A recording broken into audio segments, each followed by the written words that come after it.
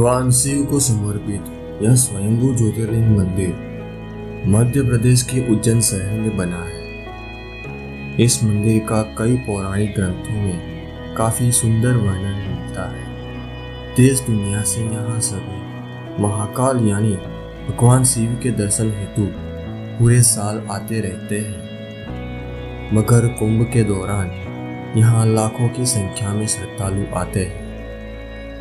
इसके साथ ही मंदिर से जुड़ी कई मान्यताएं भी प्रचलित है, जिस कारण से यह मंदिर पर्यटकों की सूची में सबसे ऊपर आता है। आइए जानते हैं क्या है महाकालेश्वर मंदिर से जुड़े रहस्य जो आपको पता होने चाहिए।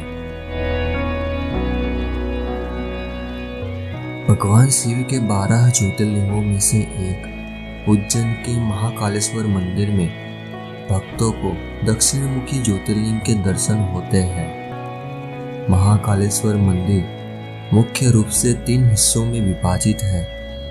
उसके ऊपरी हिस्सों में नागचंद्रेश्वर मंदिर, नीचे ओमकारेश्वर मंदिर और सबसे नीचे जाकर आपको महाकाल मुख्य ज्योतिर्लिंग के रूप में विराजित नजर आते हैं, जहां आपको भगवान शिव के साथ ही गणेश जी, कार्तिकेय और माता पार्वती जी की मूर्ति के भी दर्शन होते हैं। इसके साथ यहाँ एक कुंड भी है, जिसमें स्नान करने से सभी पाप धुल जाते हैं। मान्यताओं के अनुसार उज्जैन में महाकाल के प्रकट होने से जुड़ी एक कथा है। दरअसल दूषण नामक असुर से प्रांत के लोगों की रक्षा के लिए महाकाल यहाँ प्रकट हुए थे। फिर जब दूषण का वध करने के बाद भक्तों ने शिव जी से उज्जैन में ही वास करने की प्रार्थना की, तो भगवान शिव महाकाल ज्योतिर्लिंग के रूप में प्रकट हुए।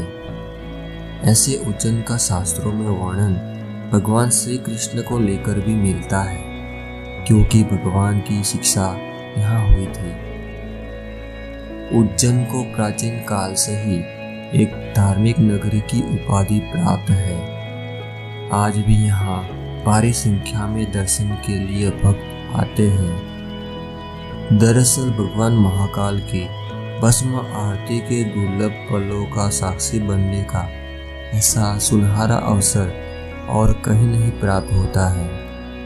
ऐसा माना जाता है कि जो इस आरती में शामिल हो जाए उसके सभी कष्ट दूर हो जाते हैं। इसके बिना आपके दर्शन पूरे भी नहीं माने जाते हैं। इसके अलावा यहाँ नागचंद्रेश्वर मंदिर और महाकाल की शाही सवारी आदि भी पर्यटकों में जिज्ञासा का विषय बने रहे हैं। हर सुबह महाकाल की भस्म आरती करके उनका श्रृंगार होता है और उन्हें ऐसे जगाया जाता है। इसके लिए वर्षों पहले स्मशान से भस्म लाने की परंपरा थी। हालांकि पिछले कुछ वर्षों से अब कपिला गाय की गोबर से बने कड़े, शमी, पीपल, पलाश, बड़, अमलतास और बेर की लकड़ियों को जलाकर तैयार किए गए भस्म को कपड़े में छानने के बाद इस्तेमाल करना शुरू हो चुका है। केवल उज्जैन में आपको यह आरती देखने का सुनहरा अवसर प्राप्त होता है। दरअसल भस्म को सृष्टि का सार माना जाता है, इसलिए प्रभु हमेशा इसे धारण किए रहते हैं। यहाँ के नियमानुसार महिलाओं को आरती के समय घूंघट रखना पड़ता है। दरअसल महिलाएं इस आरती को नहीं देख सकती। इसके साथ ही आरती के समय पुजारी भी मात्र एक टोटी में आरती करते हैं।